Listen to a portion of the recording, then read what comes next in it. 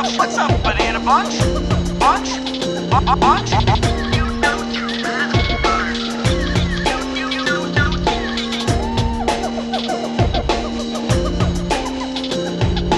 Welcome to the Junglejims podcast.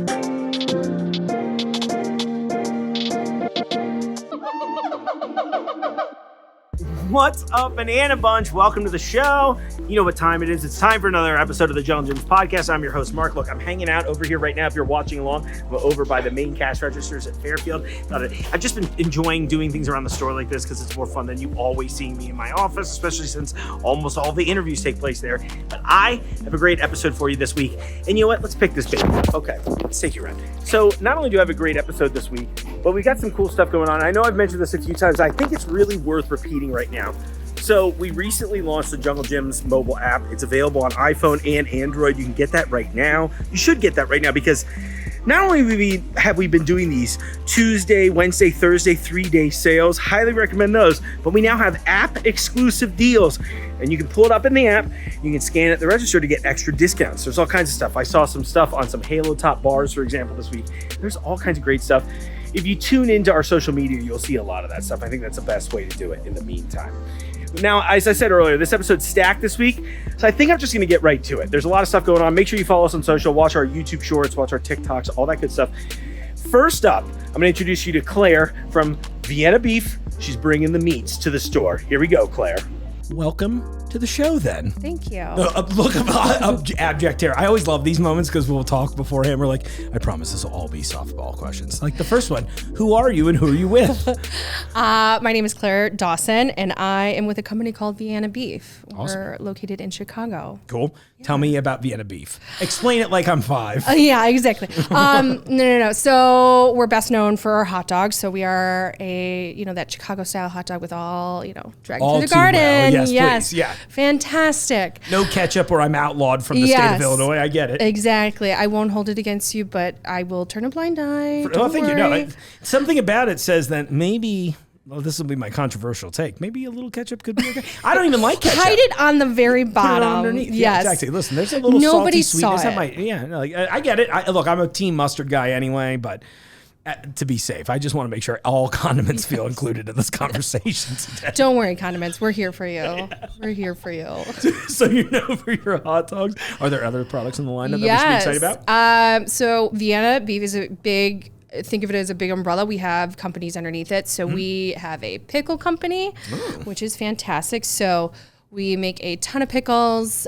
We do deli meats. Okay. And then we also have our soup company. So we make, a hot dog company making soup. Yeah, you're just putting on the whole buffet. Yeah, and mind you, could go with some pickles.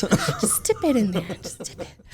And I have to say, I'm very partial to our soups and chilies because I think they are probably the best thing. Really? I could eat our soups and chilies every single day. Are they listed as Vienna as well, or does it have a different No, it's brand name? underneath it's called Bistro. So okay. but we sell them mainly in restaurants. Okay. So cool. Especially in the Chicagoland area. Makes sense. A lot of those might be ours. You never know. Oh, that's cool. I'll start asking questions next time. I was just there. I should have. I wish I'd known. Yeah, exactly. Who's producing your soup? Yeah. They're like, we do it in house. I'm like, okay, great. Who's going to tell me the truth? Yeah. Oh, that's your bisque? Sure it is. Yeah, I'm sure it is. Yeah, that's I've what everybody. tasted this before. Yeah, I know about this. Oh my goodness. No, yeah. So we do a lot of different things that people don't really kind of realize that we sell or make or stuff like that. And it's fun.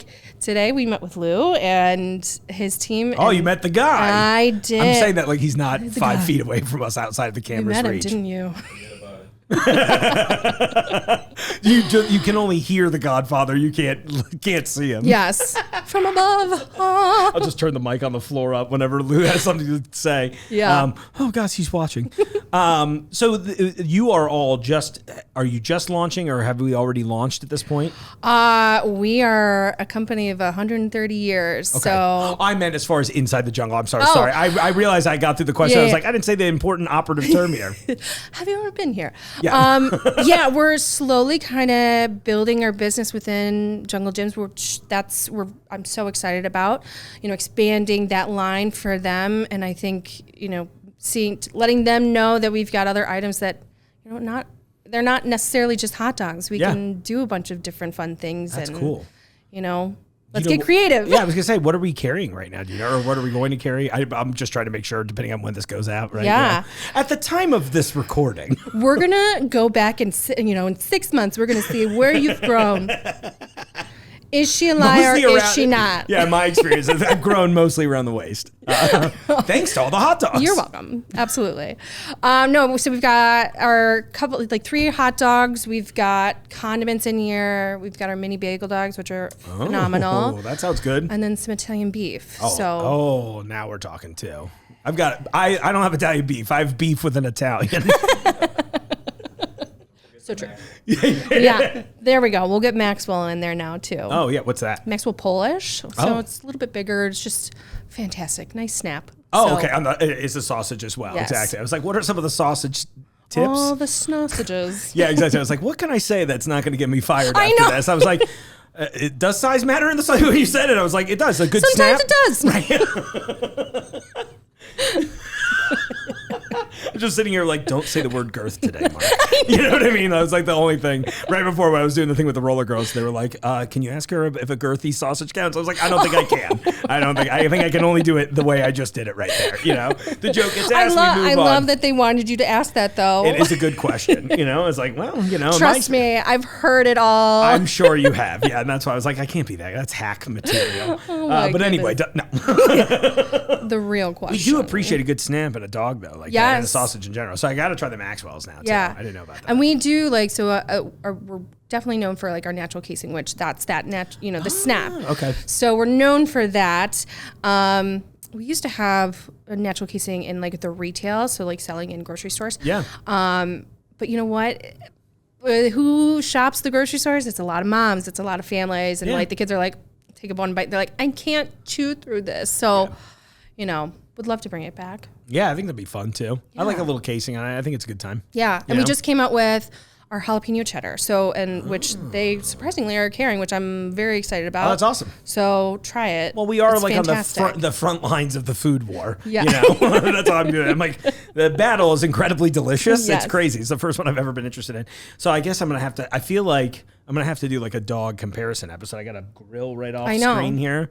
That would be fun. Yeah, do side by side. Get all the hot dogs and then compare it. Tell me who's better. I will. I'm actually up Not to the a terrible task. Competition to have either. No, what's funny is that I joked I didn't eat a lot of hot dogs growing up, and then it's not that I don't like them, but I just whatever. In the game in the grill out game, I'm looking at the barbecue, then I'm looking at the burgers and the dogs. Those are nice, but now, since I've been here almost 3 years, I think I've tried more hot dogs in these 3 years than I have in the other 37 of them I've been alive. So this is my kind of challenge now too, right? Yeah. Okay, I have a question for you because I think this is fun.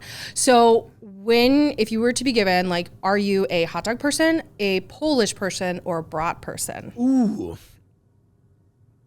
I think my answer is brat first. I'm right there with you. Yeah, I think that's the answer. But Polish is probably going to just be close second. And then again, hot dog's not bad. No. I think, I just have a weird taste in my mouth, pardon the expression. I dated someone a long time ago, and her favorite food was cold hot dogs. Oh. And right, that's how I felt emotionally, but I was just like, be sweet.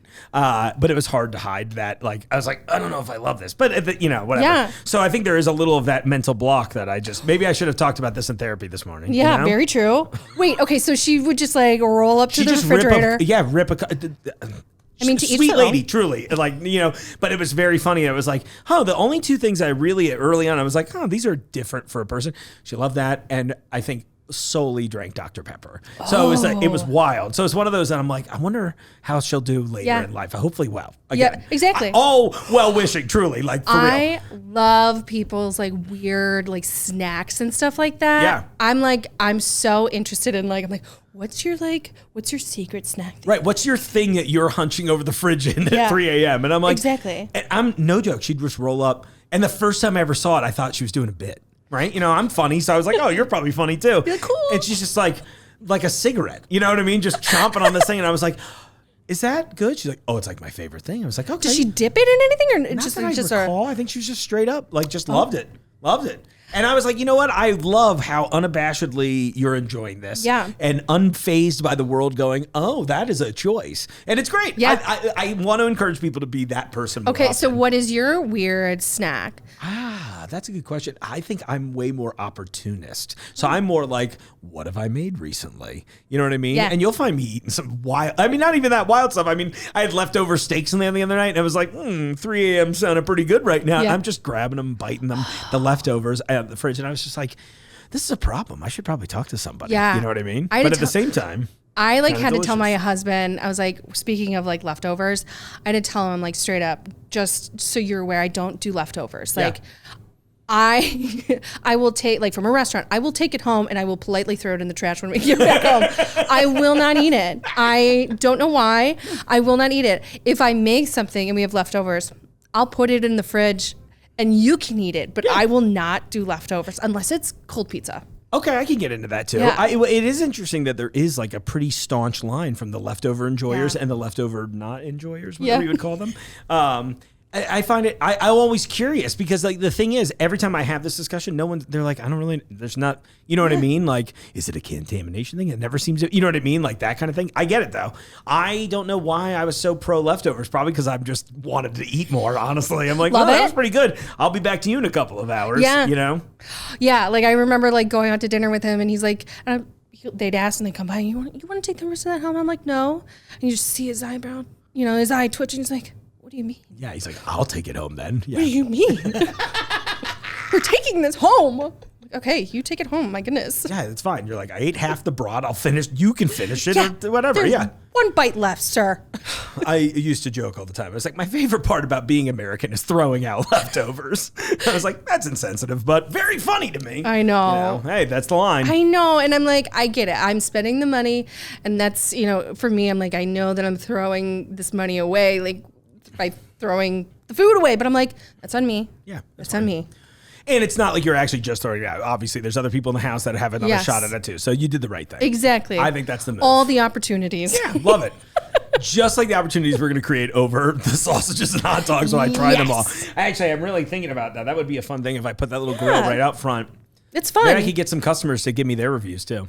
That would be great. Yeah, that That's would be a lot always of fun. fun. That's What is like, somebody going to come by and like, no, I don't want to try it? Like Yeah. a grilled like sausage. right. And I got loud Everybody clothing on. loves They'll that. probably trust me. Maybe they shouldn't, but I'm not food certified. looks But they'll sa- be fine. yeah, that They're looks pre-cooked. sanitary. Yeah, exactly. Yeah. It's never been used, thankfully. So thanks, Dr. Pepper. I appreciate the grill. We'll use it this summer, I promise. Oh, that's amazing. Well, this is so cool that you've come in on this Yeah. too. Yeah. So congratulations. Welcome to the jungle, of Thank course. you. Any upcoming products or can I get a Jungle Gyms exclusive? What's something secret coming down the pipeline? I wish I had It's a something. larger hot dog. I know. Yeah. The biggest hot dog ever. We're gonna make the world. I heard you made maybe the biggest hot dog ever. Maybe we can try the world's tallest hot dog. Yeah, there we here. go. I bet the parameters are different. Yeah. How would that work? Yeah, I don't know. Would you judge it if a hot dog wore pants? Would they wear them like that? You know what I mean? But I'm like, how would they judge it? Yeah. Right? You're like, well, is it laid down flat high or they tilted vertically? Well, that's like that. What is it? Is a hot dog a sandwich or Do you know about the cube rule? no? Well, you have a flight today. I highly recommend pulling up the Cube Rule later. Ooh. I think it's just cuberule.com. It will answer all of those questions pretty definitively. Oh, that's kind of It describes all of interesting. them. They're like, so a hot dog is neither a sandwich. It's technically a taco. That's like the way. Stop. And they're like, oh, it's served in a bowl. That's a soup or a salad, no matter what the product. It's great. It's really funny. It's yeah. I've so many I'm gonna have to able look that and up. so many fights. It's great, and they go through it in great detail, going like, here's some examples of famous tacos, and it'll be like a hot dog, an actual taco. Is pizza this or is pizza, and they're basing it Yeah. like, so they're using a cube to make the determination. They're like, all right, well, how many walls of the cube exist? That's how you determine, is it a sandwich? So is there a top and a bottom to the cube? Oh, So it's a taco, right? So it'd be cool. like sides and the bottom that hits taco. Yeah. Yeah. So I this will wouldn't be, even think about that. I know, right? So we have an answer. A hot dog is a How taco. dare they answer that question? How dare they ask the question, okay? I'm not here to educate people. I'm here to eat hot dogs and Polish sausage. Well, and especially like with the Chicago style hot dog with all like there's a ton of vegetables on there. Everyone's like, oh, it's healthy. Got all the vegetables You on there. I'm offset like, it. Sure. Yeah. Sure. Whatever makes your heart happy. Yeah, exactly. It's like, I guess my heart and my head are not quite attached usually, thankfully. That's amazing. Yeah, there is something, what's always funny to me about the Chicago dog is so many people I know that would be very picky or particular eaters that would not eat half of those ingredients together. But if you put them in the right combo, they're like, no, I'm in. It's odd how they like work so well together. Yeah. And you're like, this shouldn't work. Right. This should not work at all. But it works great. It's so good. Yeah, everything about it hits. I think that's probably what I'm doing as soon as you leave, honestly. No, you're going to be dreaming about it. You're like, I have to get my fix. I'm living my dreams. I don't sleep now. I was like, just put the grill out and get them going. That'd be amazing.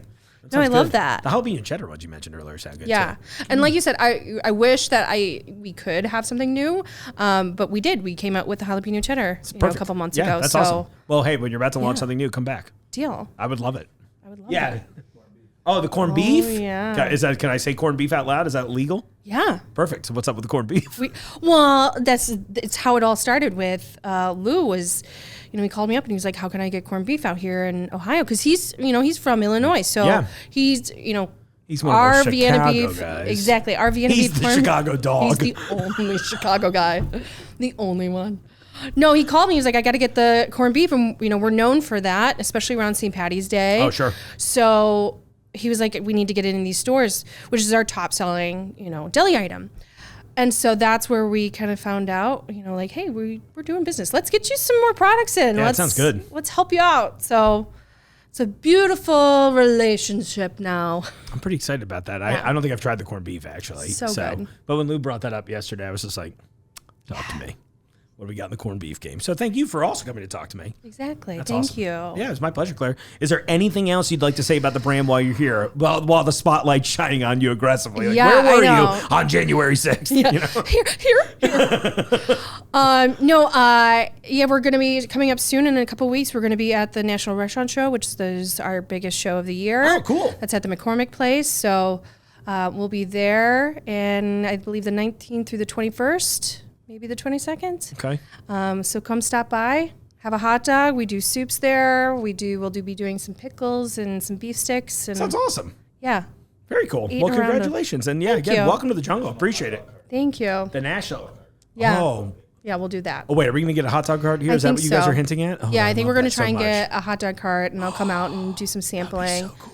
Right around National Hot Dog Day. Yeah, that'd be amazing. That'll bring me back. Yeah. That's like one of those things I miss from the big city life. Is like, oh, miss that. And the ability to have a knish anywhere I go. Yeah. Exactly. People don't really know how much they're missing out on portable food in the Midwest. I don't think they figured that out yet. Like, no, come on, guys. You have to go a little further west. You have to hit Chicago. It's like, but with that gap between like Chicago and New York City, people are like, we don't like eating with our hands. So it's like, how do you bring a fork into this? I'm like, I'm not bringing a fork into this. You're using your hands. Fold the pizza. These are your utensils. Yeah.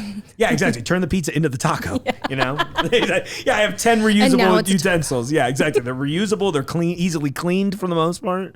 That's amazing. No, I love it. Okay, well, I can't wait. Let's do something fun with the hot dog cart when you come back. Deal. I'm in. Oh. We'll let the Godfather talk off camera all the time. So awesome. Well, I appreciate your time, truly. Thank you so much. Well, thank you very much. I appreciate it. Claire, thank you so much for your time. I appreciate you coming in. Welcome to the jungle. All right, moving up next. I'm over in produce now. You can see some fruit behind me. There's all kinds of stuff. 1.5 acres of produce behind you. We got so much going on this week. Let's move right on. My next guest is a group of the Cincinnati Rollergirls. We've met a few times. We've joked about doing some shows together for a while. We finally made it happen. Very excited about this. This segment and our next segment are all about some events coming up on May 11th, so you can go check out the Rollergirls on the 11th. You know what? I'll just let them talk about it. How about that, ladies? Do it. That's a good podcast. Well, welcome to the show, ladies, truly. Thank you for being here today. Yeah, thanks for having us. Cincinnati Rollergirls in the building. Well, hopefully next time we'll actually be rolling around the building. That's the goal, right? Yes, that'd be sick. Yes, everybody. Look into the respective cameras and please, let's do it. Making a little googly.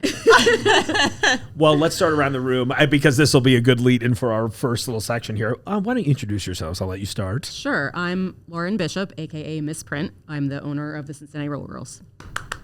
Thank you for being here, Lauren. Of course. Miss Print, I love it. Okay, and next? Gabrielle Larkin, Jackie the Ripper. Kristen Lapid. I'm Kristenite. I love it. So we were talking off camera about all of the, like your how would you even call it, like team names? Derby names. Derby Yep. names, thank you. So exactly, I'm already learning new terminology.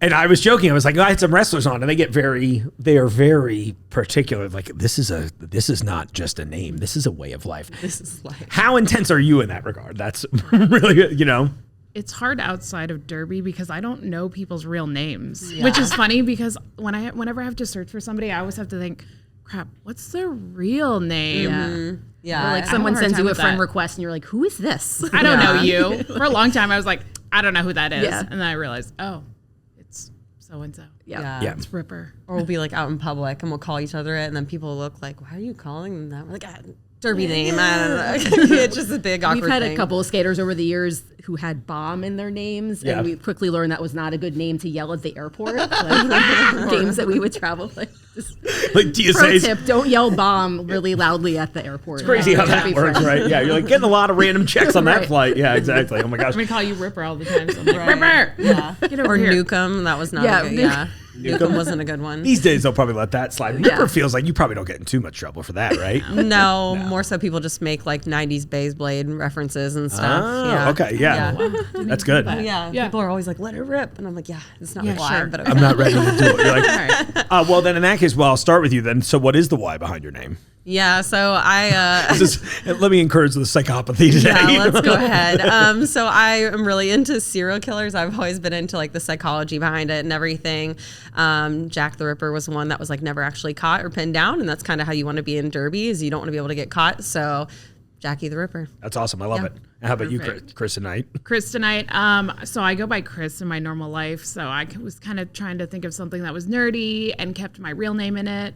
So Kryptonite was really close to Chris. So Love it. therefore, Chris tonight. Very cool. Yeah, it's pretty cool. I kind of wish I went outside of my real name though. Always Sometimes. change it. Do you have a backup name? Do you ever think about it? I mean, Well, now I'm trying to represent more of my like Filipino heritage. So Cool. I'm like slowly thinking of things to like add on or like change that's a little more Filipino, but I haven't like really nailed one down. There's one in the works, but I'm like, can people pronounce that though? Still works. they're going to learn to pronounce it. That's what I was saying. I'm like, how bad is it? Is what I think. I'm like, how bad is the pronunciation gonna be?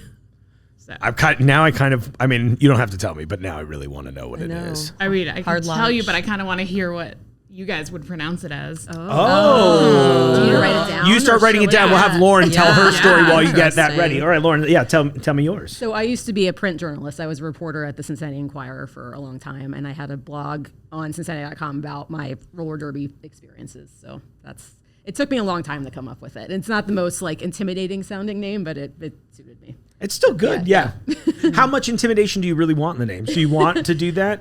Not necessarily. I mean, it's really all over the place. Like Yeah. people, like sometimes people like they're just plays on their real names, or it's a reflection of their hobby, or sometimes it's just that people also do skate under their real names sometimes. So Yeah. There's different it's- levels of intimidation too. Like we have a skater who went from juniors and now is playing for the adults, and her name is Bug Smasher.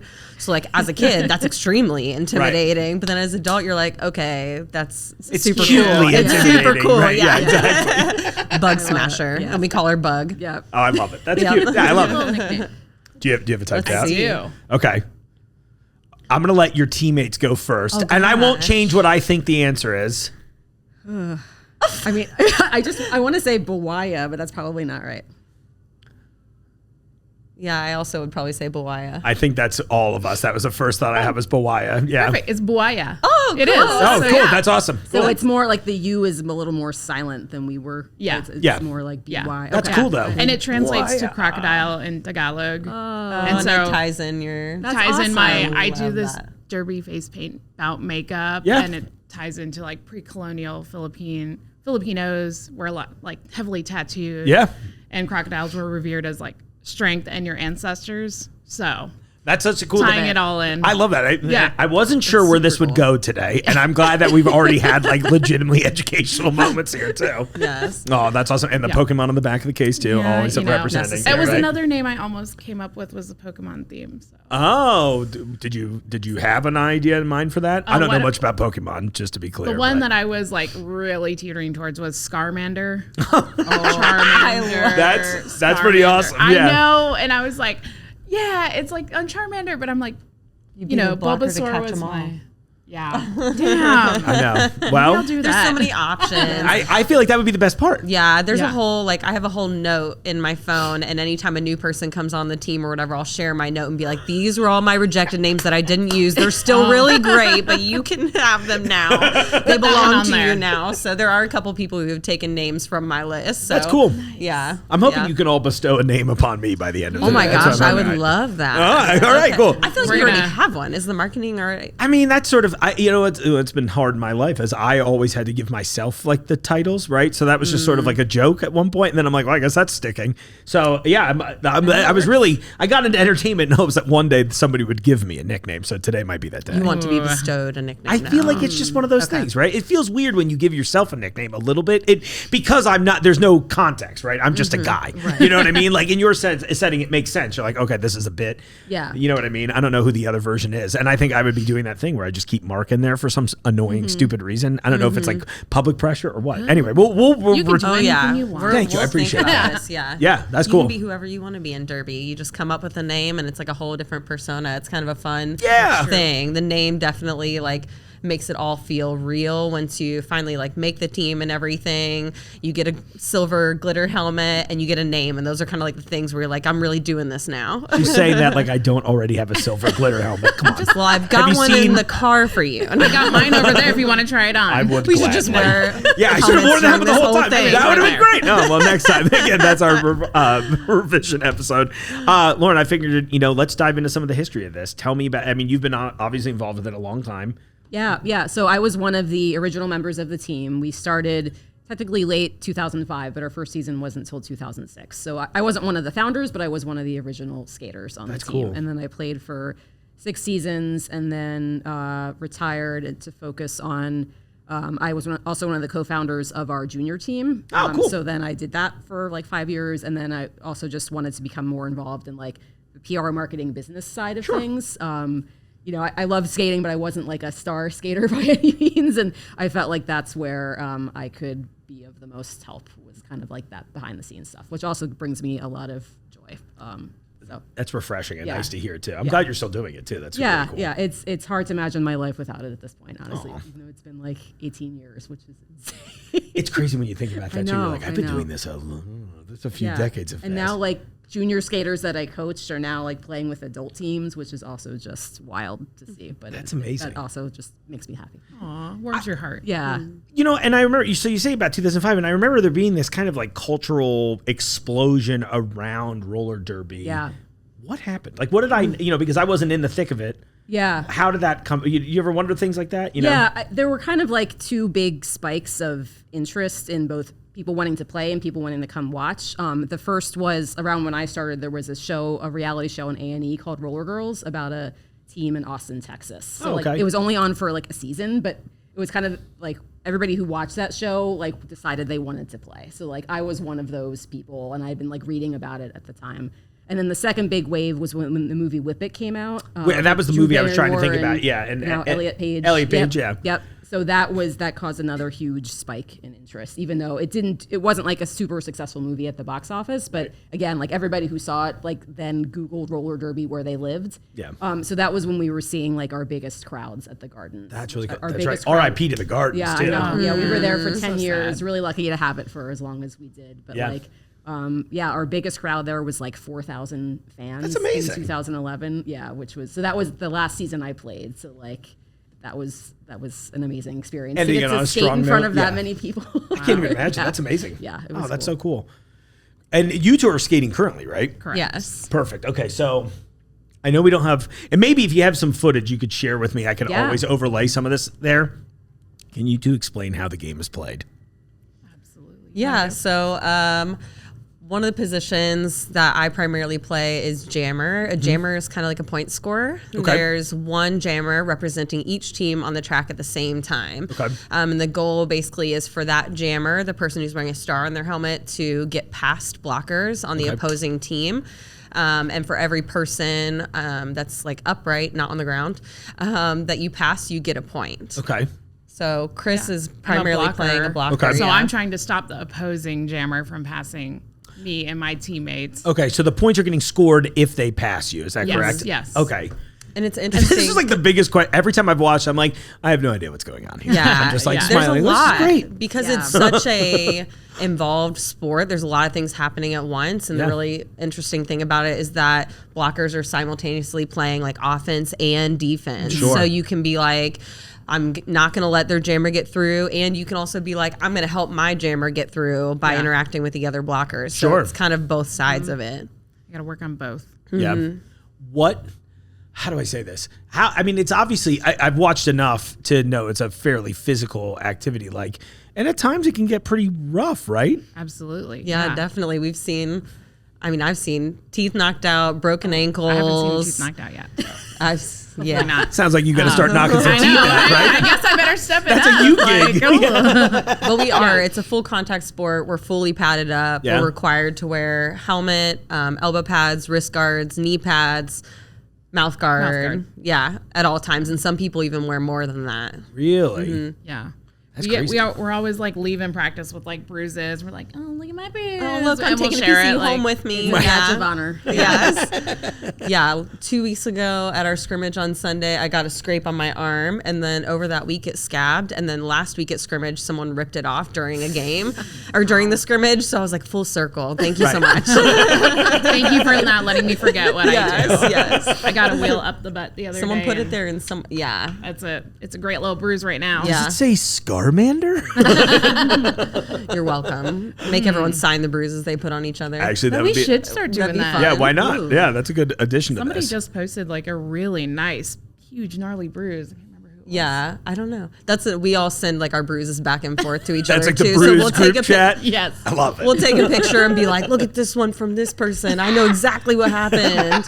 Or who did this? Yeah. Right here. Yeah. Oh my gosh. Have either of you been particularly injured in playing ever? Concussions. Concussions? Yeah, I've got a concussion once. And how about you too, Lauren? No concussions. I broke my pinky finger. It's still bent. Get a zoom in It's not on even that. a good Yeah. story. It's just like I just fell on it at practice one day and it just didn't heal properly. But mean, we don't have can to tell still the people I can that. still do my job. But yeah, that's I was very fortunate. But also the game was a little different when I played. It wasn't. It was kind of just fast and forward when I played, and now there's a lot of more lateral movement. There's skating forward and backwards. There's like.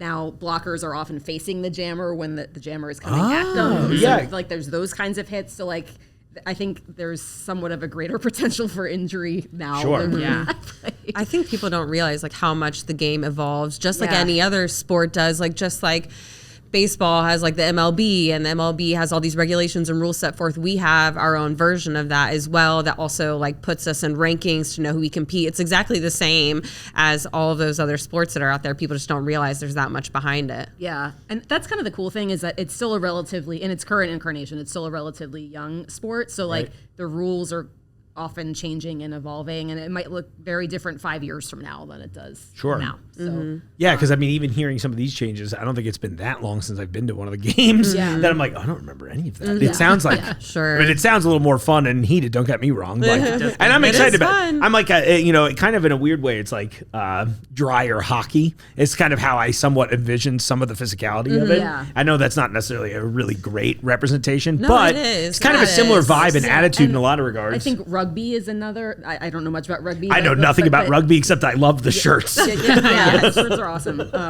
People, but I've heard people like compare the way it looks now, like to like a rugby like scrum. Like I think Sure. that's the right word. Like, I think it It's is. okay. Yeah. when the jam start, like everyone is just very close together, and it's this kind of slow grinding defense, and the jammer is trying to break through these like walls of Just people, yeah. Yeah. It's that one play I always see in football that I've never understood, where it's just like, all right, let's just get everybody into a pile in Yeah, the middle. yeah. It doesn't ever seem like it works. Yep. You know, Right. It's a lot a of injuries. cluster. Yeah, a cluster. Of course, yeah, exactly. Yeah. Wait, can I does curse take on a- this? Yeah, you can say whatever It's you a want. clusterfuck. Oh, yeah, exactly. Nice. we get penalties if we do that on the Yeah. track. Really? Yeah, Of if just you- swearing it all, or Yeah, they really like try to make it a really family friendly sport. which is so- hilarious because you're still like hitting each other. Yes, I'm like, but you're hitting each other With love. with consent and kindness. no, consent is always Yes, obviously yes. key. No, I we're love all it with rolling on there. kindness Yeah. though. That's funny. I mean, I'm like, it's kind oh. hitting, But I mean, it is just a different sport from.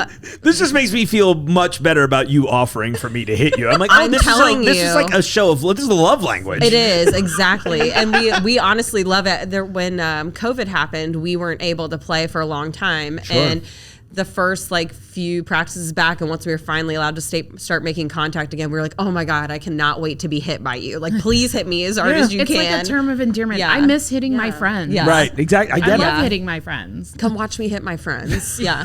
It's the whole thing. It's really awesome. But it is very different from old school derby. And a lot of people will come and be like, I haven't been to a game since I saw it on the TV when I was a kid or whatever. And that version of derby was very much kind of like WWE-esque. Yeah. It was very kind of Theatrical. rehearsed, whatever. And that was on a bank track. was So it gonna looks say, a yeah. lot different now. Is it than all did flat track then. now? For the most we part, do. there Yeah. are some bank track teams around, but it's just not as accessible. It's harder to take a bank track somewhere and set it up. Sure. So flat track is kind of the way that the sport is moving now. Interesting. That makes sense, too. And that's kind of really what caused it to take off in the mid 2000s is because there weren't that many bank tracks left from the 70s. They're expensive to build and maintain and store. And so they basically took the dimensions of a bank track and converted them to a flat track. So then you could basically play anywhere you can tape down a track. Yeah. And it can be like a skating rink, like hardwood kind of surface. It can be polished concrete, like we skated on at the Gardens. It My could be fave. sport court. It could be, it could be anywhere you can put down the track. So it just made it very easy for people to play. You just had to find a space that was big enough Right. to put down the track. Yeah, we just need something Yeah. accessible. And Yep. Oh, that's so cool. Yeah, that makes a lot of sense, too, because I guess in my head, I always picture the bank tracks. And I'm like, did I even see bank tracks? Yeah. Memory's not kind the longer it goes. I tend to remember the things that didn't happen better than the things that did. You know what I mean? Yeah. I was like, yes, We can all those relate. bank tracks. We Yeah, can The relate. people with the concussions over here, I know that. I was like, feeling. I have no excuse, no TBIs, no nothing. It's just, I'm gonna just tell myself it's extracurricular activities. Concussion is something else, man. Yeah. Tell me about that experience. Which Which one? Which one? Well, What was your favorite concussion? my favorite one and the one that's most memorable to me was I believe it was a scrimmage, and I just got hit, didn't tighten my core, and I threw my head back. And I got up and I was like, I'm fine. And the coach, Grim at the time, was like, you should probably sit out. And I'm like, I'm fine. It's fine. He's like, no, you got to sit out for a little bit. You hit your head pretty hard. So I'm like, okay, fine. I sat out and I was like, I do feel a little dizzy now. And he goes, okay, after the take your gear off after the scrimmage. I'm going to do a concussion check. So he goes through this thing where he's like, okay, say your alphabet backwards. And I'm like, okay, for one, I don't know if I could do that in Say a your regular what? Alphabet Oh, the alphabet. backwards. Okay. Yeah. I'm like, for one, I don't know if I can do that in a regular Yeah. day-to-day life. So I don't think that helps. And he goes, okay, say the months backwards. And I said, again, January, February. Okay, I Right. can't do that in a normal basis. Then he's like, okay, say these numbers. And I guess I mixed up some numbers. He goes, yeah, you got a little concussion. Crazy. Don't take a nap when you get home, just look out for all these signs. I get to work the next day. And I was like, I'm fine. I kind of have a little headache, so I turn my lights off. Somebody comes up and needs pocket change for $1 or something. And I was like, Could not compute. what are numbers? And I looked at him. He's one of the engineers at the place I work, and I could not subtract. Simple math. It was no. he just needed $1.25, and I was like, I don't know what numbers are anymore. What is this? I was baffled. How long did that go on for? 2 days. Yeah. Yeah, And then not what, very long. What, but maybe this is my own ignorance. I mean, it's obvious my own ignorance. What's what do? You just wait it out pretty much? much. Yeah. Hydrate, wait it out, make sure you're eating, paying attention to sleeping habits and things Right. like that. Because I'm some hiring obviously someone are to going watch to be me sleep now. Right. Yeah. Some are going to be worse than others for sure. Yeah. And people will experience symptoms for longer, not returning to play while you're still experiencing Of course. symptoms, Yeah. those kinds of things. But otherwise just kind of waiting game. Yeah. Crazy. If it happens on the track, they'll pull you off, and you have to sit out for 3 rounds. Yeah. No matter how you feel, you have to sit out for 3, and then they'll ask you how are you feeling now, and if you're up for it, they'll put you back in the game, or if you still feel a little funky, they're like, okay, you're done. Yeah. Yeah. Good. I'm glad that those are at least some protective measures in place for that. Yeah, and I think Derby's gotten a lot better about taking concussions seriously. Again, compared to when I played, it's It was like, you're fine. Go ahead, go back in. Or like people would think they were fine, but they really weren't. Like you really need somebody else to check you out. Like because if you're concussed, you don't always know. Like you always have like adrenaline pumping, and you're like, I'm and fine. Like, what are you talking about? Nobody wants to stop playing. Like once you're in the game and in the moment, like you don't want to stop. Like, if they see like hard head impact though, they'll like call a jam off, make people clear the track, and they'll like very much pay attention to it. So it definitely is a big deal, and a lot of people retire because of number of concussions or things to not continue playing. So It's like the only sport where people quit when they get hurt. That's crazy. That's a good idea. That's how they should all be. Sometimes, I mean, a lot of people will like break things and still come back, but concussions are one of those things. I think once people are getting up there with like 4 and 5 concussions, they'll be like, okay, we're maybe gonna not. Usually the doctors are the ones who tell us, and sometimes we listen and sometimes we don't. Sure. I get that too. Well, it's like that competitive nature. And like you said, talking about like the adrenaline pumping up there and everything like that. I imagine, and you're obviously competitive just by the nature of the sport. I get it. I wouldn't want to quit either at that point too, but it is nice. You hear so many horror stories about so many other sports where they are just like, no, it's fine. It's just a TBI. You know what I mean? Like, get in there. Do you know how much money's on this? You know what I mean? I think that Derby is one of the sports that really does things right in a lot of regards with that. Also, like, they were praised for like the way that our governing body was praised for the way that it handled like COVID precautions and things like that when a lot of other teams were returning to play because of, I think, that money aspect. But Derby's like a player funded sport for the most part. We pay to play. So definitely like they were a lot more cautious and mindful when it came to those kinds of things, which I appreciate for sure. Definitely more player focused than dollar focused. Yeah, for sure. Good. That's the way it should be. Yeah. I mean, I get it. Money makes the world run, but it's like there's a balance in there, right? You know? You mentioned player funded. Like, really? Like how, I mean... Yeah, so we all like pay dues to play, and then all of like the money that happens from our games or whatever just goes back into like making more of those happen. So none of us are paid to play it anyway. Sure. None of us are paid to like run things on the back end in any way. And then we all, when we join the team, we all get a job. So we all have some kind of role in the team greater than just getting on that track and playing the game. Cool. So for me, like I help run the social media and marketing aspects of it. I'm actually a co-coach this year. Oh, congratulations. Thank you. And then there's people that do like interleague stuff that help coordinate like setting up games with other people. There's people who just do all kinds of stuff, really. Game day prep. So yeah, everyone has a role to play other than playing the game. That's awesome. Yeah. So And cool. then we make money from, like Ripper said, ticket sales and sponsorships. Sure. But all that just goes back into the team. Like our biggest expenses are just renting spaces to practice and play, and then occasional travel. Like we try to offset skater costs as much as we can. That's awesome, But it takes a lot of money to keep things running. Oh, I can't even imagine. Yeah, it's got to be kind of a nightmare at times, I'm sure. Yeah, it's like anything it's a else. challenge. Like, But we love this, I promise. You know? Well, and that all does teams happen are that often. way. Yeah. I mean, and a lot of teams, because of that, dissolved during COVID and things because of that financial aspect to it as well, which was really sad. Yeah. So yeah, we're grateful to still be doing the thing. Yeah, for sure. Well, speaking of doing the thing, I think you have a game coming up on the 11th, right? Yeah. Correct. Talk to me. Where are we playing? What's the score? So we're playing at Queen City Sportsplex, which used to be Sports Plus in Evendale. Oh, okay. So there's an inline hockey rink in there where we play our games now. So it's Saturday, May 11th. Doors at 5, starts at 6. Okay. We're playing Roller Derby of Central Kentucky, which is a team from Lexington. Okay. And it's our annual Star Wars night. So Sweet, that's awesome. So we'll be carrying out that theme in multiple ways. There's going to be a costume contest at halftime. We'll probably have some costumed characters around.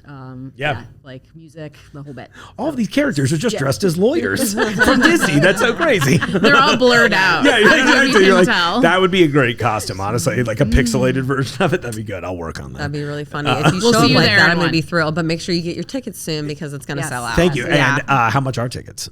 They are $15 for adults and I think $7 for kids Cool. 13. And you definitely want to get them in advance through our website, CincinnatiRollergirls.com, because we pretty much sell out every game. It's a pretty small capacity in That's there. cool, though. But yeah, it's really cool because you can get really up close to the action. Like you can sit right on the floor, right at the edge of the track.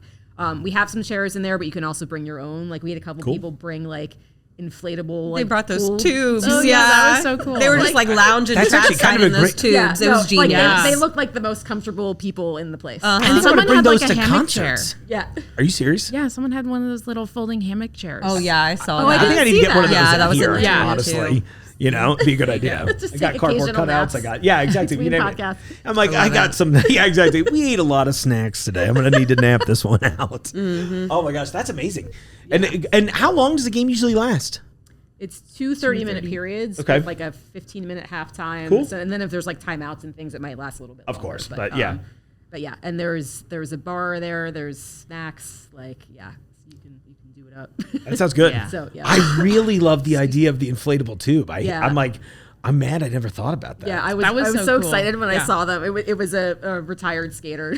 It was hilarious watching them like walk in with them because they had to like turn it sideways were- to get it into the track. Yeah, It was They so just, like, smart plop them though. down. And then right did on you the guys track. see their little beer tower going Yeah, on? they made Yeah. they made a little I loved pyramid. it. That was the thing we always had pyramid. at the gardens because we always had like dollar beer happy hours. Yeah, So that's people awesome. would build these massive pyramids, and then at the end of the game, a skater would like skate into the pyramid and crash it. So Wait, See, I we didn't could know have that done was that a thing. here. Oh, yeah. We're gonna. I would I think love we I should would start love to doing bring that. that back. So I'm down. Okay, That would I'm be down. awesome. I love a it pyramid. would- I was thinking I would make a staff of some sort.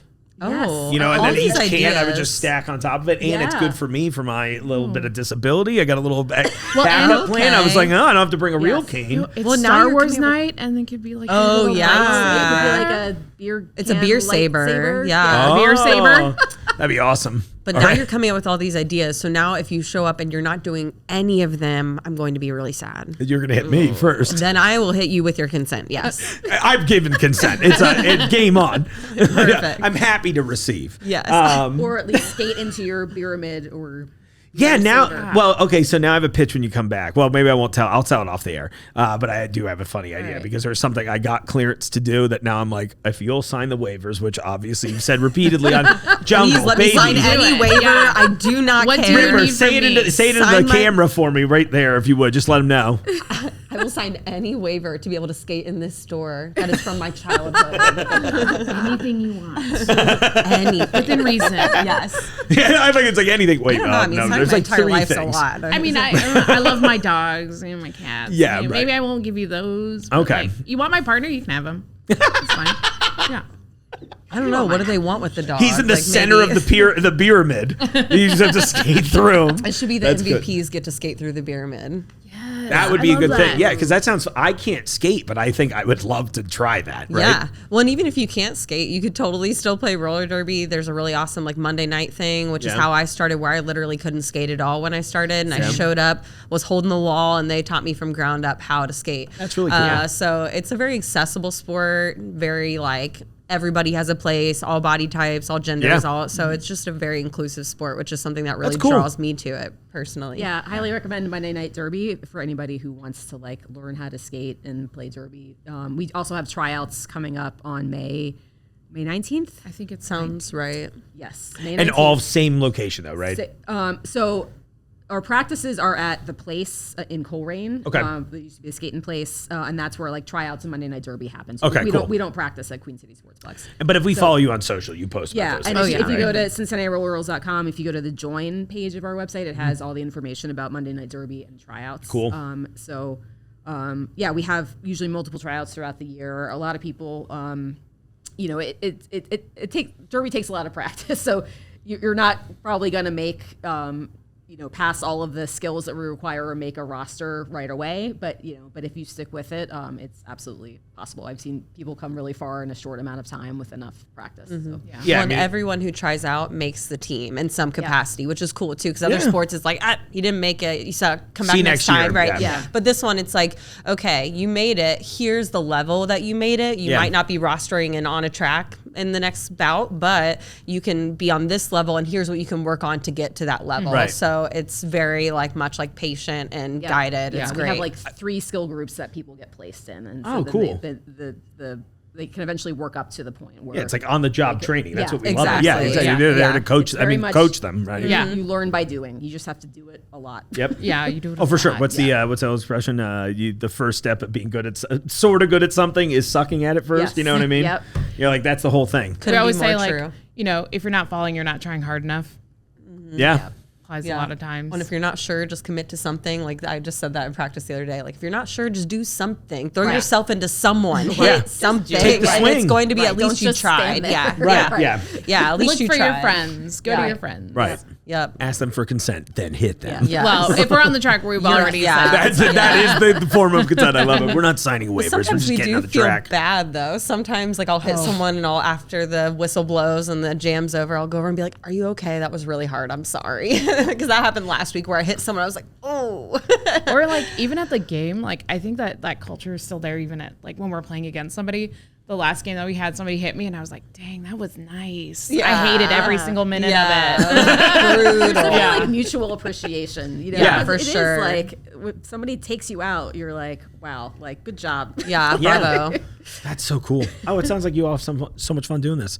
It It's a is a lot blast. of fun. Yeah. Yeah. It's nice to, I call myself the company's passion wrangler, which is why I like having like non-food things show up on the show. Because I'm like, to me, there's just something to capture that. And it's really, really refreshing to see a bunch of people in a room who are like, yeah, we're all like legitimately excited. This is like a whole thing, It'd be a great bit to get you on skates at a Monday Night Derby and take it a step further. I think it'd be great. We have loaner gear, so you don't have to like get all the things. You just show up and we've got pads, we got skates. We got skates too. We can my mic gosh. you up. We could do one of those series where you get to hear all your reactions as you're getting hit and stuff. That'd be fantastic. I feel like you've been thinking about this a lot. I'm sorry. It's my marketing social media brain. It's my job. It's a great time, and I'm happy to destroy and embarrass myself for my craft. I love so it.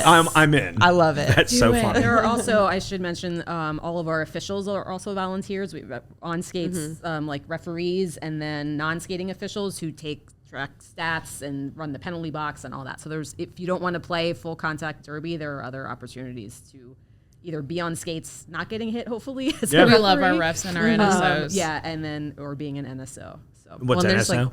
non-skating Non-skating. official. Oh, cool. Love it. Yeah. So there's some like reffy kind of people who are on skates and some reffy people who aren't. I think the ideal is like 16 of those, a mixture of 16 non-skating officials and refs to make a game fully run. Cool. So it's a lot. Yeah, because there's a lot going on. There's Sure. people watch. There's some refs that are just dedicated to, okay, this ref's going to watch the jammer and count every person they pass and watch for their penalties. And so there's just a lot happening at once. Sure. I think this might be a good way to wrap this up too. Obviously, if they want to get involved, CincinnatiRollergirls.com. It's also Cincinnati Rollergirls on Instagram, right? Yeah, we have Instagram, Instagram, Facebook. Facebook, all that stuff. So if somebody was watching the show right now and they're like, you know what, I love the energy in the room. You have a lot of volunteer stuff going on. What is something that you all could use that would be very helpful to the organization? You want to answer And that one? be blunt and honest. I'm being serious about that. Like money's probably one of the answers, right? Yes. Yeah. If anybody has a 10,000 square foot warehouse, Yes. or even 8,000, we'll Yeah. settle for 7 or 8. Like what we need the most is our own dedicated practice space.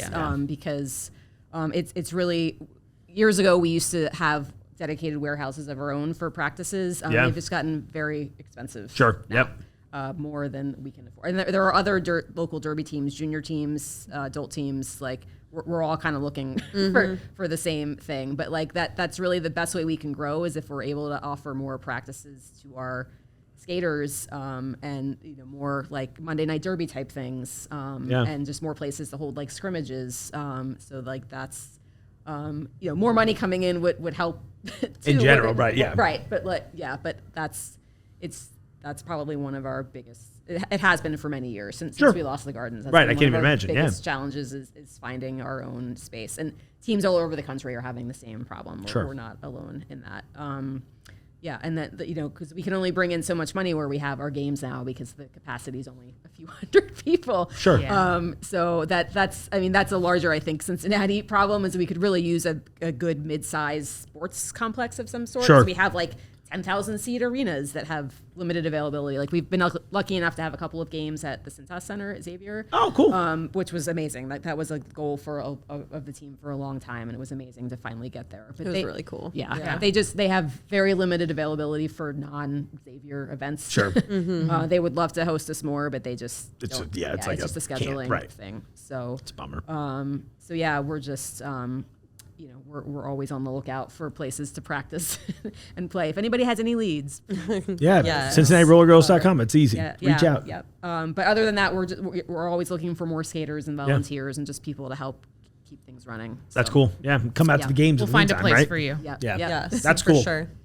We all need a home. Yes. You want a home? You got it right here. Right, exactly. We're all I've been family. sleeping under this desk for 3 years. I know. Yeah, exactly.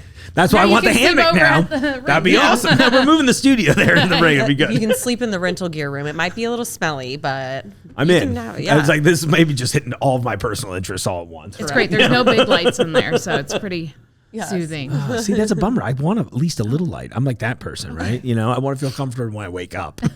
Gotcha. Lights never turn down. All jokes aside, thank you all so much for coming out. Yeah, thanks for having Yeah, our us. pleasure. for Yeah, sure. let's do. Well, I'll tell you what. Whatever. soon. Yeah. Oh my gosh, you really don't. Any name? Do we have Absolutely. any name ideas? Oh yeah, to be anything hit. If not, I can always put it in the post show. But Yeah, maybe you can crowdsource some ideas. yeah, how about that? How about if any of you are out there, leave a comment. If you're watching on YouTube, like you should be, leave a comment telling me what you think my derby name should be. And maybe also if you want to guess what you think they would name me, that would be fun too.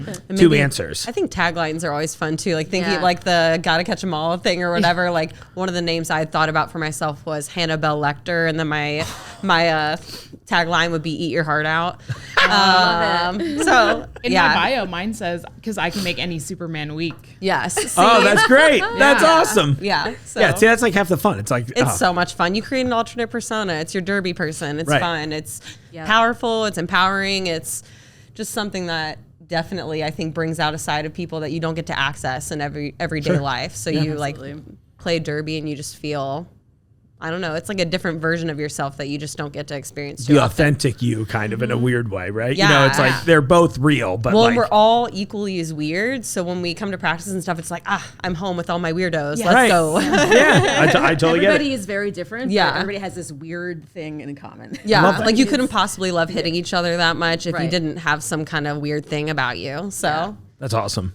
What a fun time. Well, I hope everybody comes out. We'll see you on the Yes. 11th, right? May 11th. Yeah. yeah, you'll be there with your beer staff. With my Your beer staff, saver, my yeah. lightsaber, and my your blurred out pixelated. costume. Yeah. Oh yeah. I'll pull up a picture. when we're Cardboard done. cutouts. Yeah, I'll bring all the cutouts. There's I'll be, a lot of gosh. promises That'll here. just be the only one that shows. I'm like, I'll show up. I'll put him in the stands. I'll be like, listen, I had something else I had to do.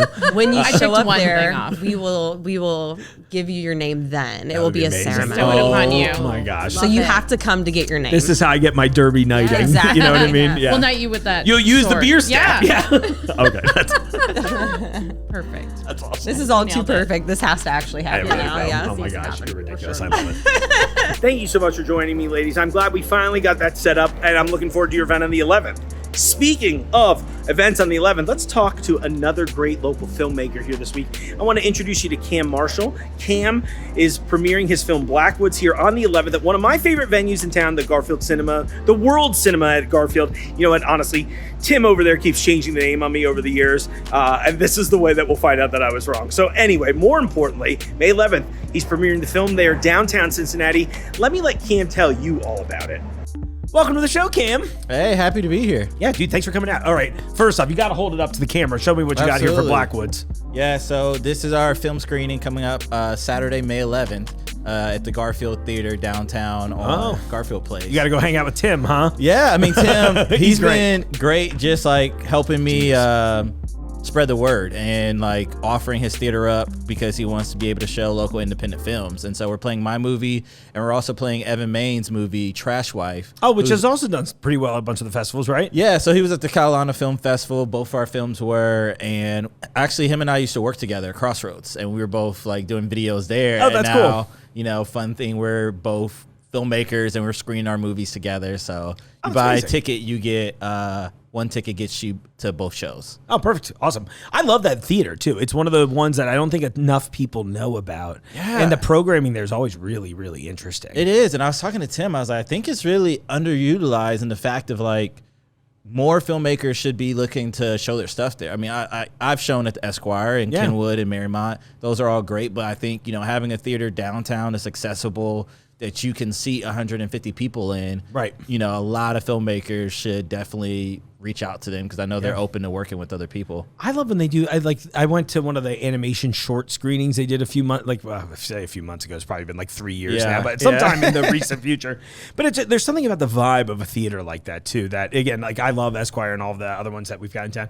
But it just feels. It reminds me of some of the indie theaters in New York. It feels like a big city theater. I don't know really how to say it better. It used to be a Shakespeare theater. My wife told me that because I'm a transplant, and she used to live right at the Garfield Tower, like right across the street. And so apparently they used to do their Shakespeare plays there before they built the Shakespeare Theater. Oh. And so it kind of has that vibe of being like an artsy like theater house. That's cool. But it's a movie screen now. Yeah, I love that. That's so cool. And one thing I love about the Garfield Theater is it actually has like real movie seats. Yeah. Like I know when you do some like pop-up film events and you got chairs in a row. Yeah. It's just something about being able to sit in your own movie seat, have concessions, get popcorn, get your candy. That scent of popcorn alone is enough to do it. Well, I got to ask you, what's your go-to movie candy? Oh, go-to movie candy. It kind of depends, but I feel like lately I keep buying Skittles for some reason. Skittles, and that's not. Yeah, for the longest time that was not the answer though. But like now that I'm thinking about it, because I'm generally speaking, my move is drinking popcorn. So I do love candy, classic. But I feel like I'm eating it all the time now. So I'm like, all right. But popcorn seems,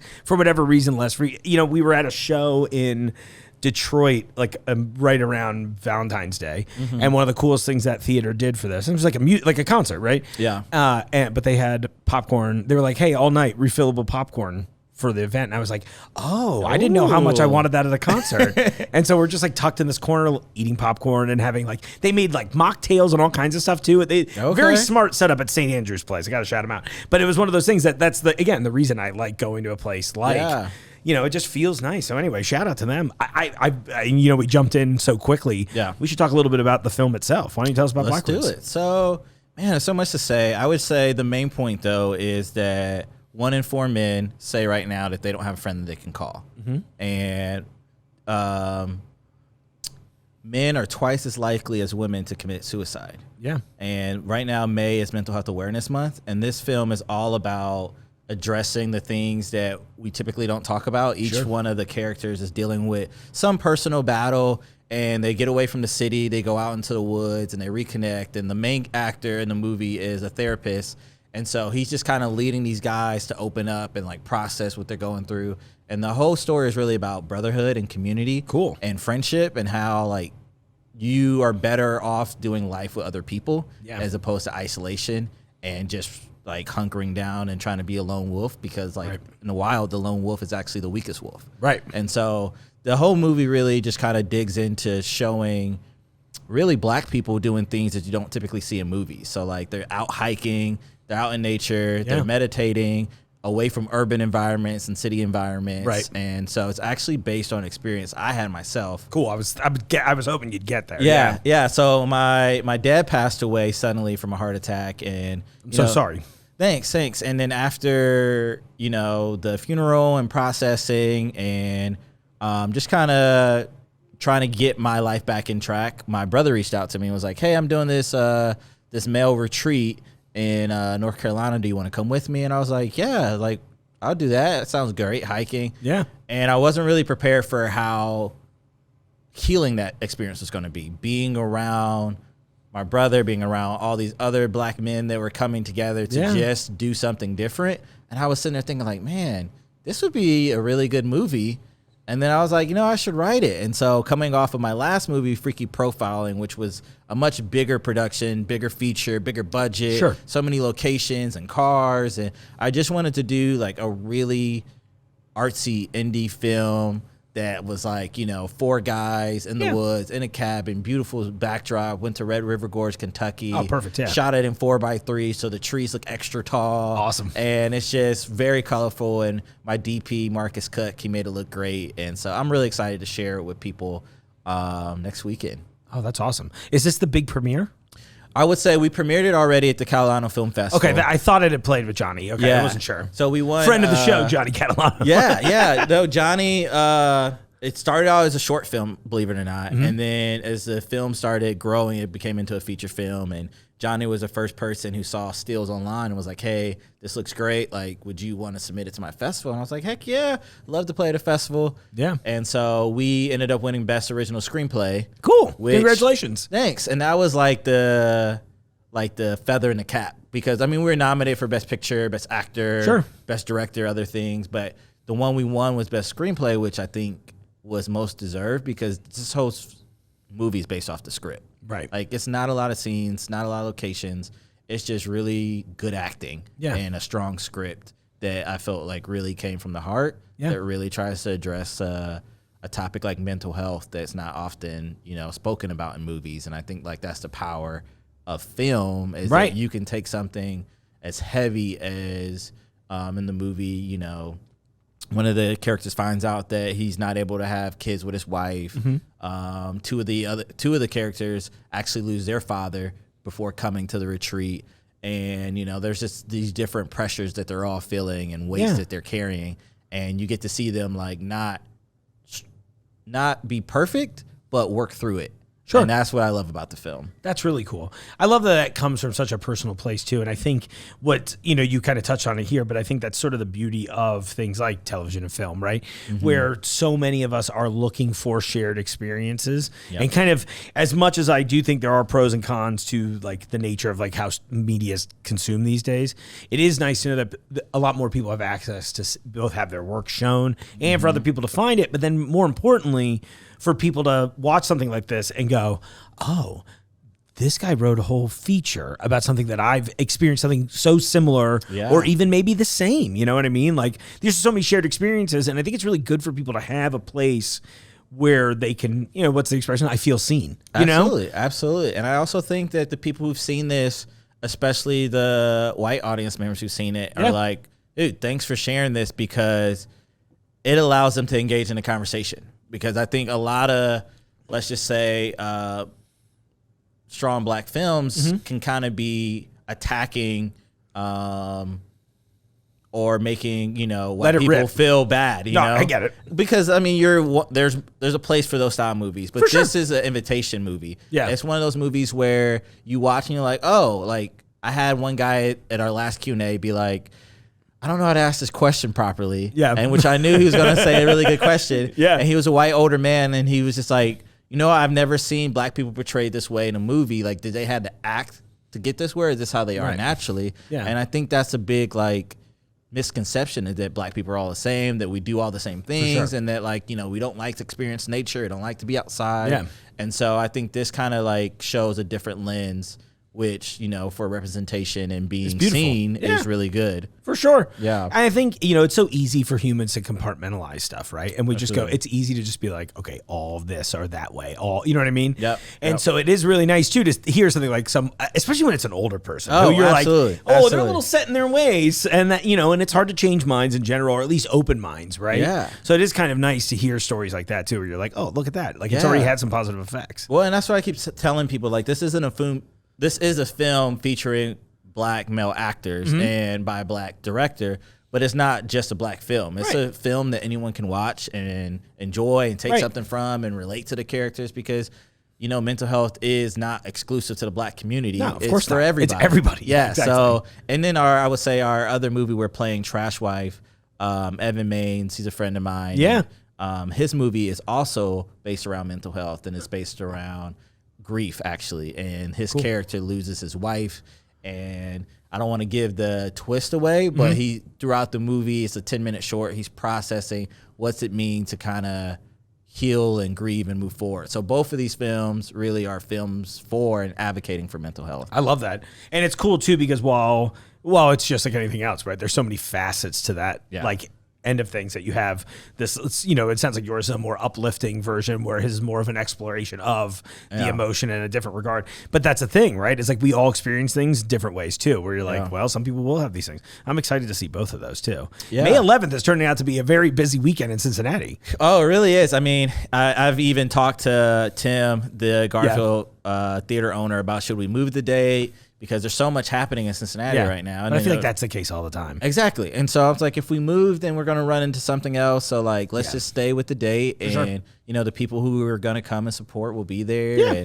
And, I feel like Cincinnati has grown so much in the events we have, but also like people are willing to come out and support. So it's not just like one date for things anymore. Well, I know on my weekends now, it's like usually I have like a little schedule. I'm like, okay, I can make an appearance at these 4 things that are going on, right?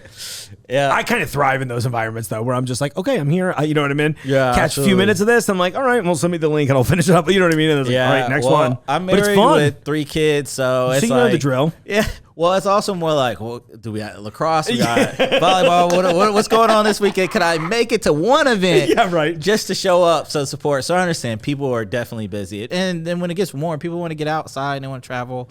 And I like that we have so much stuff going. Look, I'm a transplant as well, but I've been here a long time. Yeah. But is that thing that for a long time there really wasn't a lot? You know, Cincinnatians won't be mad at me for saying this, but for a long time there really wasn't a lot going on here. Like you know, and you could find some things, but like just what I've seen in the last 10 years, right? Just to watch the way all of our arts culture has grown. Like, I mean, from, more traditional art to music, filmmaking, all of these aspects of it, there's something always cool going on, like independent sports. I mean, you name it. You can find something for everybody here now, which is really refreshing. You know, if you're being honest, the city has grown a lot. I mean, just even the different food festivals that have come up over the last 10 years in restaurants and neighborhoods, like people are more invested in Cincinnati than ever, I feel like.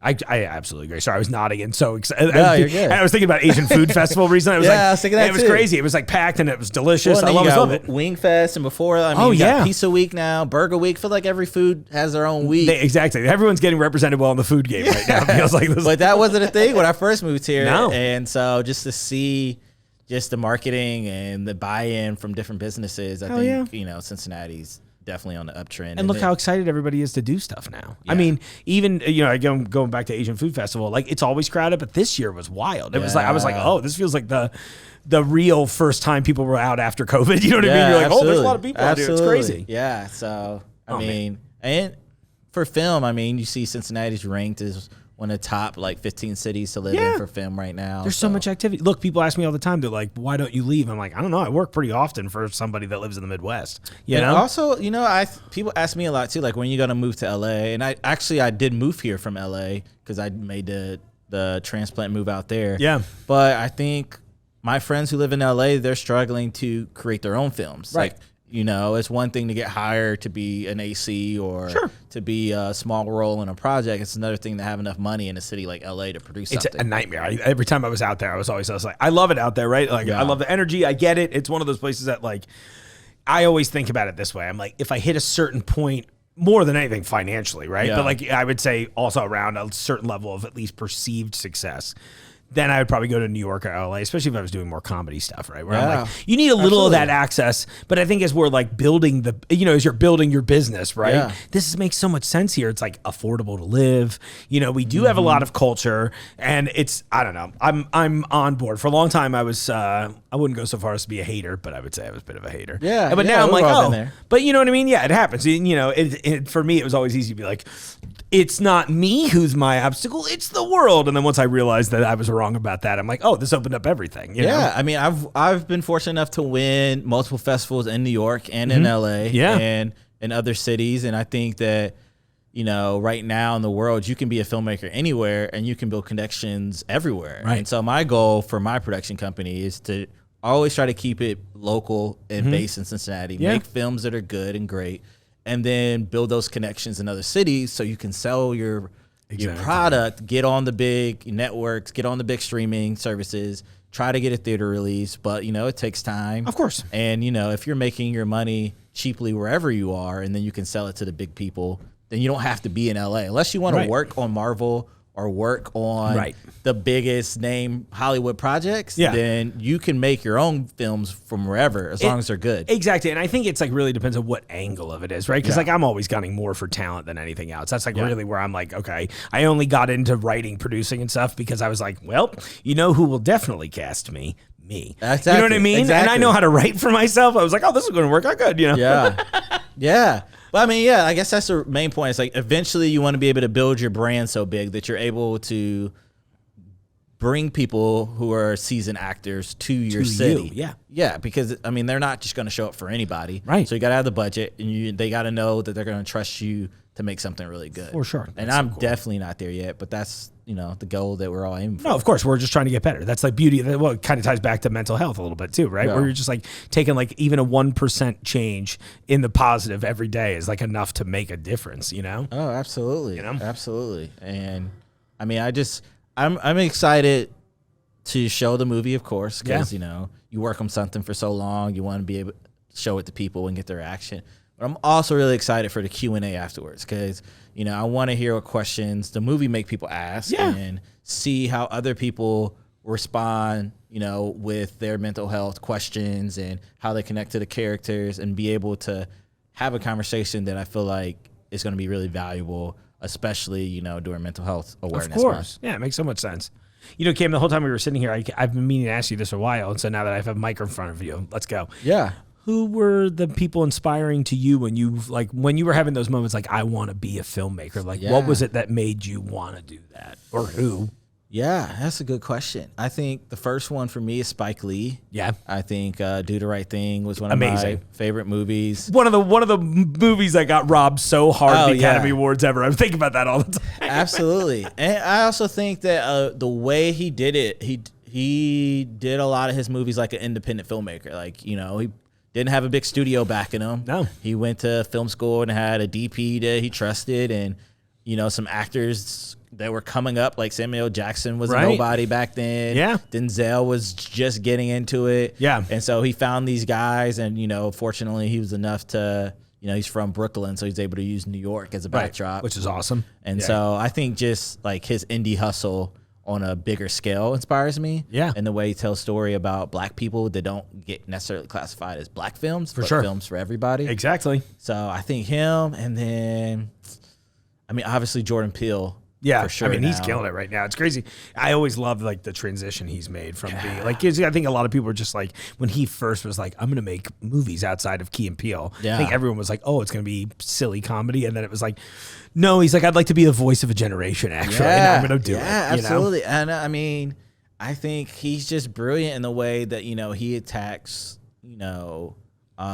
really profound cultural narratives, but he uses horror in a way to like make it digestible, Right. Like make it entertaining, make it fun. It's not just in your face. Exactly. But like it's so just creative, and I think he pushes horror to another level that I feel like it's not just slasher film, it's not just gore, but it has a message behind it. Yeah. And that inspired my first movie, Holy Zombie, to be like, oh, you know what, I could like have a strong message behind this too, and make it a zombie film. And it really was what started my film career. And then the last one I would say is Tarantino, because every filmmaker loves Tarantino. Yeah, right. Exactly. Especially if our like vintage too. You're like, he came out at such a perfect time. I feel like. How old are you? 33. Okay. Yeah. So it's like I felt like he came out at like a perfect time for us, where we were like just becoming people. You know what I mean? Yeah, absolutely. Well, and also I think again it's that indie vibe of like Reservoir Dogs that like so great. Yes, pretty much shot all in one location like an indie film, but the dialogue's so good, it's so great. And then like I feel like his movies have changed in scale, but he's never lost what makes him true as a filmmaker in his scripts. Right. Like, there's You no still hear wasted his dialogue voice. moment. Exactly. Yeah. And so I try to apply that into all my acting or all my films when I'm writing about like, okay, what's the motivation behind each line? Yeah. And building on top of that, because I really believe that to have a great film, it starts with a great script. And I think he's one of the best script writers in the industry. Oh, for sure. Yeah. It's always so amazing to me. And it's funny. I was just reading an article the other day about how I guess his quote last movie, the movie critic or whatever he was going to call it, that I guess he's not doing that one now. Yeah, so I'm really that's a curious what's bummer. up with that. So my whole thing is with that, and I'm just speculating because I know he says he wants his 10th movie to be his last. I'm just like, why? Yeah. Like just like for me, if I made it to that level, I would be like Martin Scorsese. I'd make films until they carry me out. Yeah, why not? Like I would just be, as long as I could write and still be on set, like I'm just going to keep telling stories for as long as I can. But, that's Tarantino. He only wants... That's part of the art, I guess. Yeah. Because I honestly feel like he probably would put the movie critic out if it wasn't his last film. Right. And then he's like, well, is this really the one I want to go out on? He should just sell the scripts off to other filmmakers like he used to do when he was young. That's true. That's true. And here's the thing.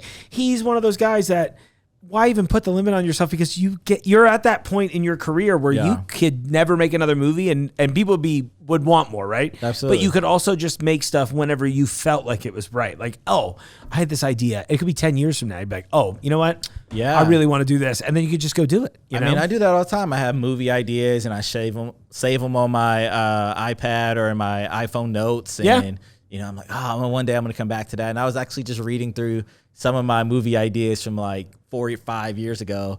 And I'm like, oh, that's trash, delete. Right. I don't know, what was I thinking on that one? And that one, I'm like, oh, man, if I get the budget, that would be really great. Yeah. And so you never know when an idea may come back around to be the right time. It could be, yeah. I right as you enter my living room and you come into my house, I have a big whiteboard and it's like my ideas of power board. And I'll leave the bad ones up there because, you know, at first I'm just like, let's just get it out and see what happens. You know, I hate the whole blank canvas thing. Yeah. But it is kind of funny where it's just notes I've been accruing on this board since I think I put it up in 2020 probably. Okay. And it's very funny to like, you know, because every day I go in there and I'm just like, and I'll think about some of them. And then, you know, some of them are like half thoughts. Yeah. So yeah, then it's yeah. also like, what really was this idea? Yeah. And that's if true, I always love if you get to one and you're like talking, I'm like, oh, I was thinking about this old idea I had. And for whatever reason, I always seem to tell whoever was there for the inception. Excuse me. The Blackwater's got me good today. But then they'll be like, oh, I remember that idea. And what you're telling me is not exactly what you told me 3 years ago. I'm like, oh, I don't know which idea I like better. You know? That's interesting. Yeah, because I like to hold my ideas until I'm ready to share. Yeah. Because you don't want someone to step on them when they're like baby stage. Yeah, exactly. But, you know, there's value to sharing them too, to understand like, is this something only I'm interested in, or other people think this is cool too? It's like I have like my very small inner circle. It's like anyone I'll allow into my house, I'm like, okay, you can hear about something, because they'll look and be like, what does this mean? What's this heist? You know, I'm like, well, let me tell you. Yeah, you know? yeah. I mean, my wife is kind of like that now. We Of could course, not exactly. be more different in how we consume the world. Like, we're just polar opposites. I love that. And so I'm like, if she likes it and I like it, then all right, that means I'm hitting a lot of different people in between. Right, exactly. This is that 4-quadrant thing I've heard so much about. I'm trying to get out of my quadrant scam. Yeah, That's amazing. Well, what do you got on the pipeline coming up after this? Honestly, I'm gonna take a sabbatical. Cool. I'm gonna rest. I think a lot of times you put too much pressure on yourself to be like, go, create. Yeah. And this is my third film in 3 years. And so getting this movie out and trying to sell it and share it with people, I'm just going to probably just take some time to let my brain chill for the next month or two, and then come back and think, okay, what creatively am I excited about? Sure. I would say right now I'm trying to grow my my social platform on YouTube and on Instagram and Facebook, because I think I've kind of noticed that when you're an independent filmmaker, that like, say you make a movie and you put it on a website, then you could get, let's say, 70,000 people to watch it on that website. But because of your streaming deal, you only get like pennies on a watch. Right. You know, just like Spotify and just like the music industry.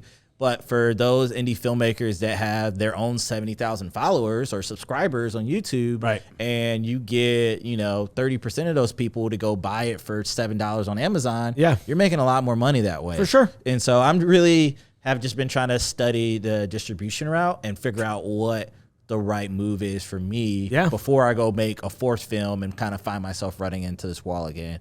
So really just trying to recalibrate, rest, let my mind relax, and then continue to grow my social following and putting content out. Like I'm talking about, you know, behind the scenes stories, bringing actors on, talking about how do you find actors, how do you write a script, how do you, you know, audition people, like what do you look for, and just telling different stories. Like I didn't really know how, like you see a lot of movies where people film like car scenes. Yeah. But as a director, I've never really been challenged to film a car scene. Like, where do you put the camera? Where do you put the mics? Like, what are you doing when they're driving?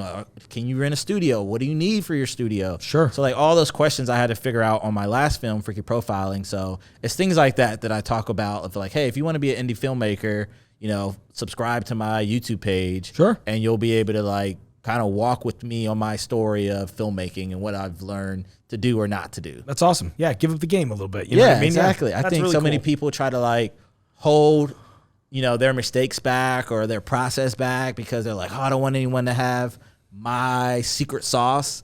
But, you know, I don't think there's a secret sauce sometimes. I don't believe there is too. I think, you know, sometimes some movies just get chosen because people fall in love with it, and they word That's of kind of mouth the nature spreads of like art. fire. Exactly. You know, it's so subjective that it's like, just make what you want ultimately. Yes. You know what I mean? And you'll find an audience one way or another. At least I think so. Yeah, and share, you know, what you're doing as much as possible with people. Like, I always try to do BTS and photos and videos. Yeah. And, you know, try to bring people in on the journey. So then when it's time to buy tickets for something like Blackwoods, hopefully they would have seen 1, 2, or 3 posts already. Right. To be like, oh, yeah, I remember you were working on that last year. Yeah. Yeah, I want to come see it. Exactly. Yeah. Like, let's see what the culmination of all this is. That's really cool. So, yeah, that's kind of how I've been approaching things. And that's kind of where I'm at right now as a creative. Just needing some time to reset. Sure. But also recalibrating, like, okay, what's the best way to really grow my audience? Yeah. I love it. That's awesome. Thanks, man. Well, then here, let's go down the list. So Saturday, May 11th at the Garfield Theater. Is it 4 and 7 o'clock? You have 2 screenings, right? Yeah, so we have 2 options, 4 p.m. and 7 p.m. And at each showing, you will see Trash Wife first, which is a 10-minute movie, and then we'll do a Q&A with myself and Evan, the director. And then after that, we'll play Blackwoods, which is a 75-minute movie.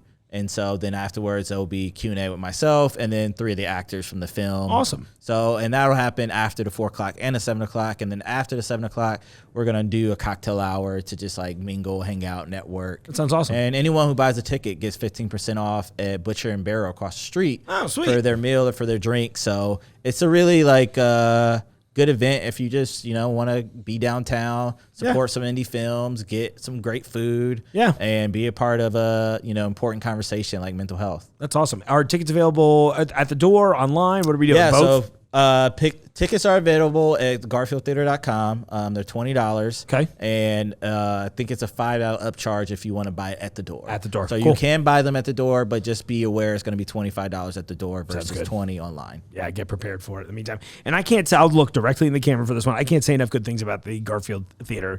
It's a really cool experience. If you haven't been there, you should definitely check it out. And what a great opportunity to do that. Yeah, absolutely. That's awesome. Well, congratulations, Cam. I hope it goes amazing this weekend. I'm glad you came out. Well, I appreciate you having me. Dude, my pleasure. Long time listener. Yeah, I'm glad we actually got to like come and actually hang out a little bit. I joke all the time. I was like, people are really just paying me to get to know other people that I haven't gotten a chance to yet. So thank you. Yeah, well, and also, I mean, I think you use your platform to help other artists like Johnny and other filmmakers. Yeah. I've seen Chase on here as well. Yeah. So, you know, I feel honored I love to be all the able to come artists. on. So appreciate it. Dude, it's one of those things where I look at it like, well, somebody gave me a platform. The least I could do is at least provide a little space for everybody else, you know? Yeah, absolutely. So that's awesome. Well, thanks again. I appreciate it, Cam. Cam, appreciate your time. I'm so glad we actually got to spend some time and get to know each other a little bit better. And hey, I hope all of you watching there are checking out all these events on the 11th and coming into Jungle Gyms. Get some snacks for it, okay? It's going to be worth your time. All right, it's a long episode. You probably don't want to hang out with me anymore. Stay tuned. Follow us on all of our social. We got a lot of content coming your way. I appreciate your time. And in the meantime, you can find me out here in the aisles. The Jungle Gyms podcast is recorded in the WJJI studio inside Jungle Gyms International Market in Fairfield, Ohio. The Jungle Gyms podcast is produced and hosted by Mark Borison.